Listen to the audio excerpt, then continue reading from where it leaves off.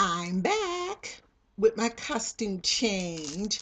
What I'm actually, let me take these glasses off so you won't see the reflections. What I'm actually looking at is this. I'm trying to get it close enough so you get, it's Hello Kitty. I love Hello Kitty, but this is the real McCoy. This is the one I got in Japan. I can't remember if I bought it or my daughter-in-law gave it to me, but I got this the first Christmas that I was in Japan.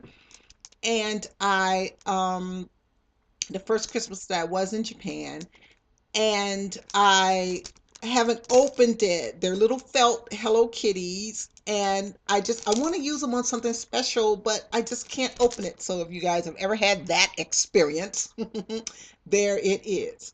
Now, let's see. What was I going to do? Okay, I talked about the stuff I've been watching on YouTube. Oh, and I had watched a couple of more things that I really don't talk about because one time, I've made 60 videos. I probably have 100 hits. You know, I mean, 3 subscribers. I'm like I said before, I'm doing this for my grandkids and I'm doing it for the future, for people who may, after years and years and years after I'm gone and my book is published and, it's a classic or whatever, like Gone with the Wind, people might be curious as to, what I was thinking and what, my thought process and that kind of thing. So I'm doing it. So I'm not really, worried about that kind of thing. But I mentioned one person's name once. I'm not going to mention it again, just to say, that I'd seen something about him, um, that I knew was fake. Someone had made a fake sex video of this person, and I went online and I actually used their name in the tag. So that must have, and I think that was my biggest viewing, like 20 people, actually saw it. But um, and actually was trolled. I couldn't believe it. And the person said something like, I mean, here I am, a person with what 100 hits, like in all 60 videos, and someone actually said, well, if you're, why would you support such a person, blah blah blah. And I was really really shocked. I really was. So I've learned my lesson about that. So some of the stuff I watch on YouTube I don't talk about because of that very reason, because there are some people way way too serious about YouTube and stuff like that. So anyway, what I wanted to talk about was, oh, the new book. I've been, kind of coming up with some ideas. Like I said, I worked on Raven Knight because I want to keep writing. I want to keep moving. I want to keep my brain working. I want to keep my, thought process working. By the same token, I want to, um, I also want to, keep the juices flowing, but I want to get some ideas. And one of the ideas that popped, I was actually watching Boy in the Striped Pajamas today. I don't own it, disclaimer, you know. Um, and I was looking at some of the fashions. I've been kind of looking up fashions, and stuff like that. Some of it I know because I know for a fact that, hair like mine, no, no, no, no, black woman would be wearing her hair like this at this time. Your hair would be straightened, pressed, and then marceled, what you call marceled, which is really just hot curlers.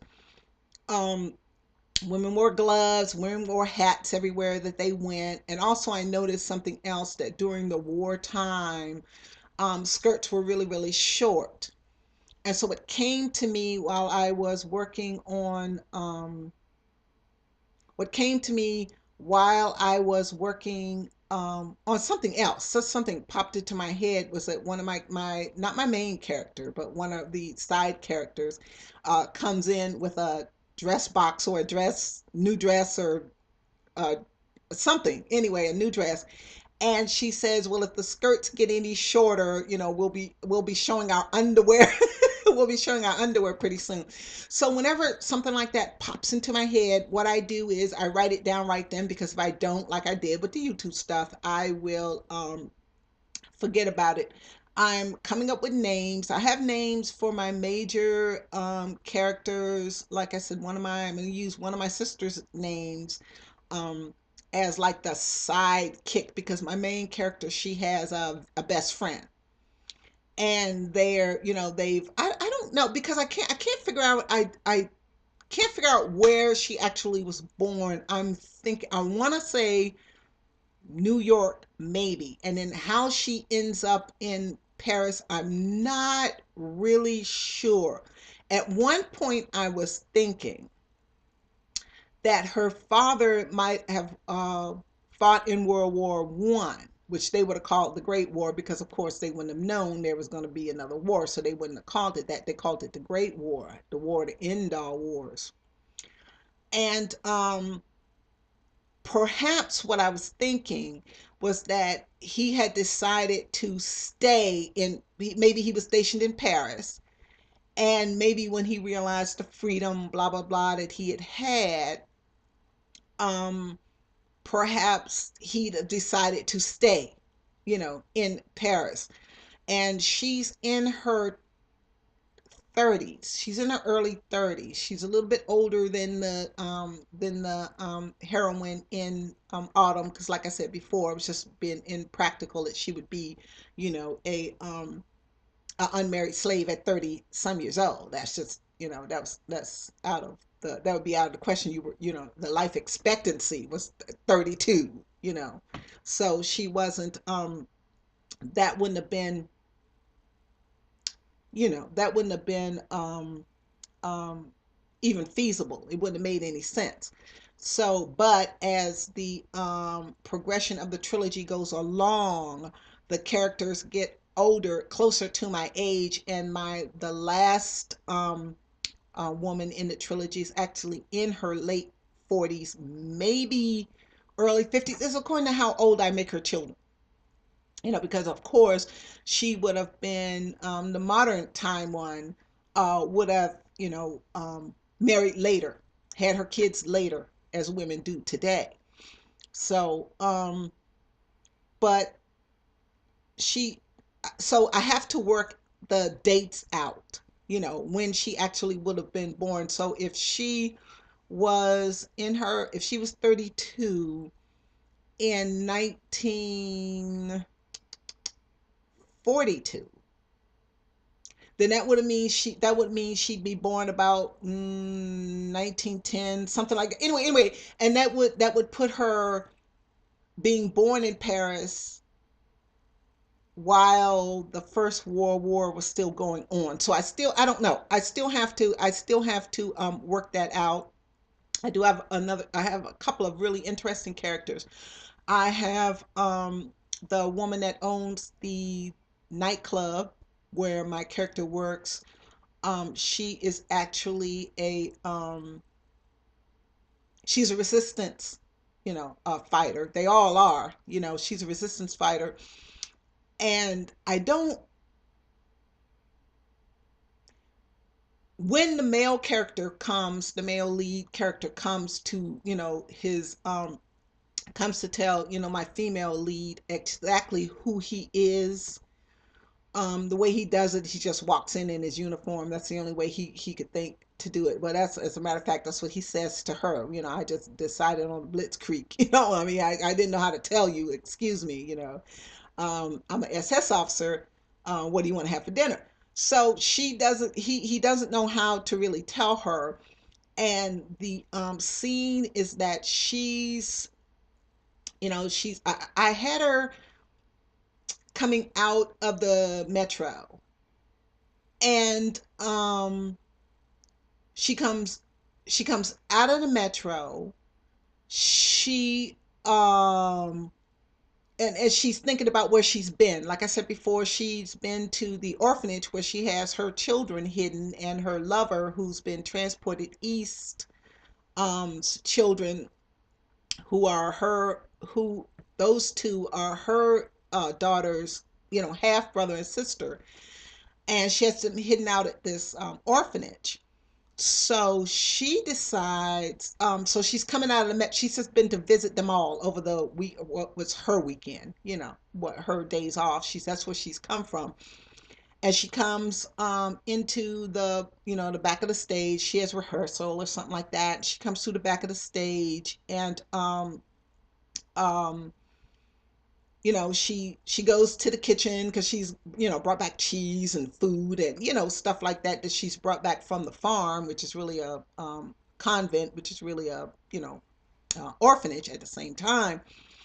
And she meets up with this guy that one of the traders, one of the collaborators they called it back then, who's so proud, very proud to tell them. And this is the night that the club is reopening, because it had been closed down for some, probably, I think I had it being closed down because they needed to check out all the people in the club. Or I don't know. I don't know. That's something that I'll definitely have to figure that out. So she um she's come in, she's talking to this guy. He tells her, and plus when she's on her way to the club, she sees some of her old fans that used to come to the club. And they say, well, when's the grand opening, when are you gonna reopen the club and everything? And she's like, oh yeah, yeah, tonight or the next night or whatever. It's that night. And she says, and this is when she realizes, she says that she wonders if they're going to be open to a if they're going to be open to a um empty house, because there's a curfew on. So none of her regular fans can be there. None of her regular people can be there. And none of the French people, Parisians, can be there because there's a curfew. And so she's wondering, oh my gosh, are we going to open to a empty, house?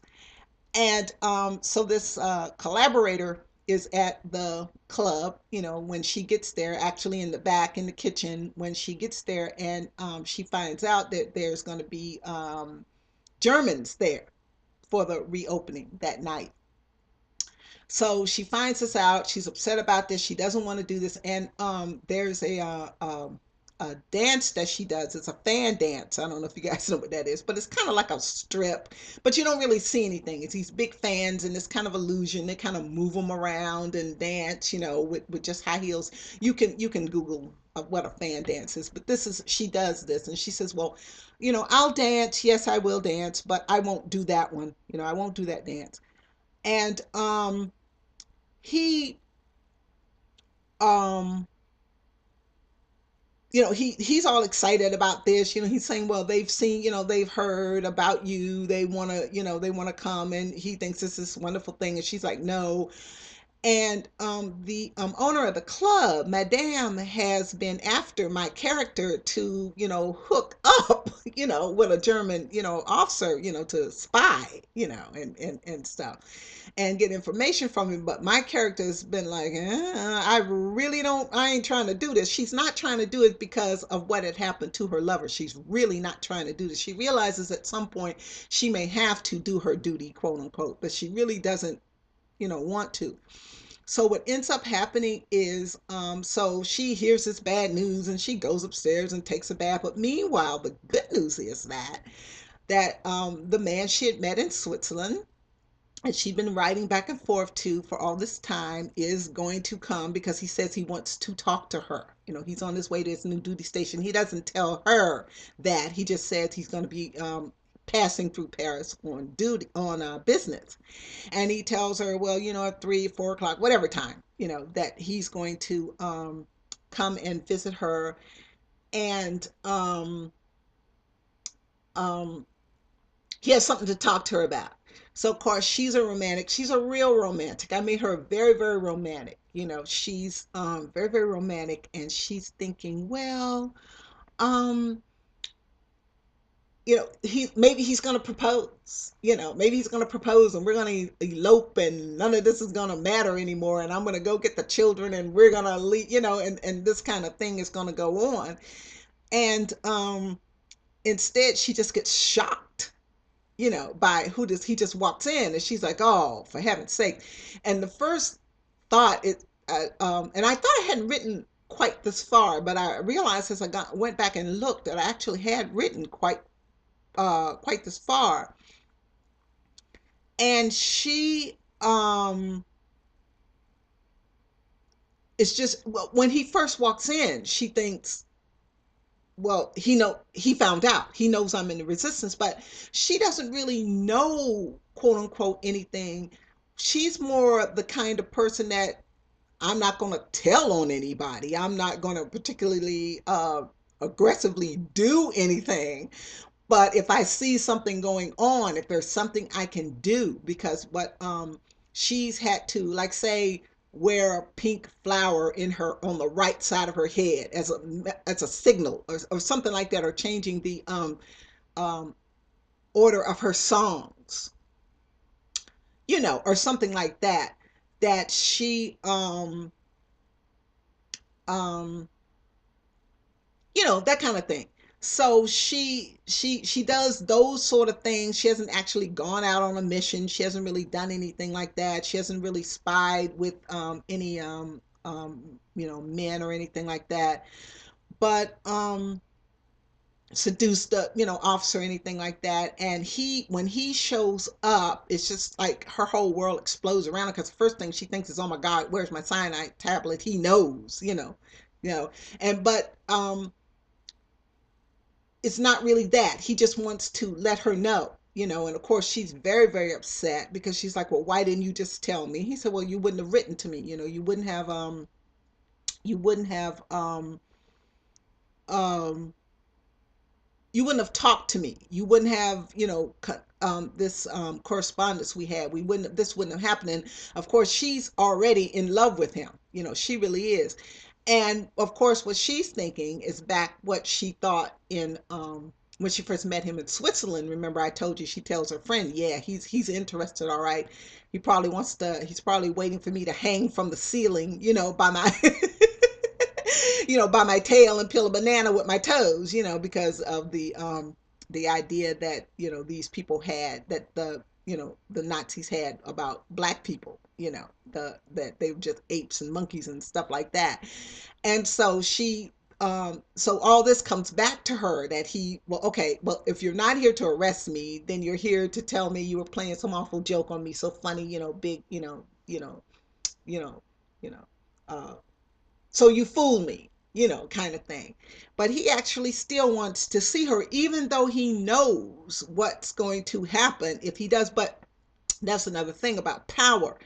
That's why I had to make him kind of a high level um, player in the game, because he can do what he wants to, and plus no one's going to find out, or so he thinks. So and it's not like that kind of thing didn't go on, so she is very shocked. She's very hurt at this point, because she's thinking maybe he's gonna propose, maybe we're gonna elope, go somewhere where, because she says that, where the war won't touch them. Now now I haven't figured out if Madame knows exactly who he is before he gets there, that she's done that kind of reconnaissance on him and background check on him. But I also don't know if I also don't know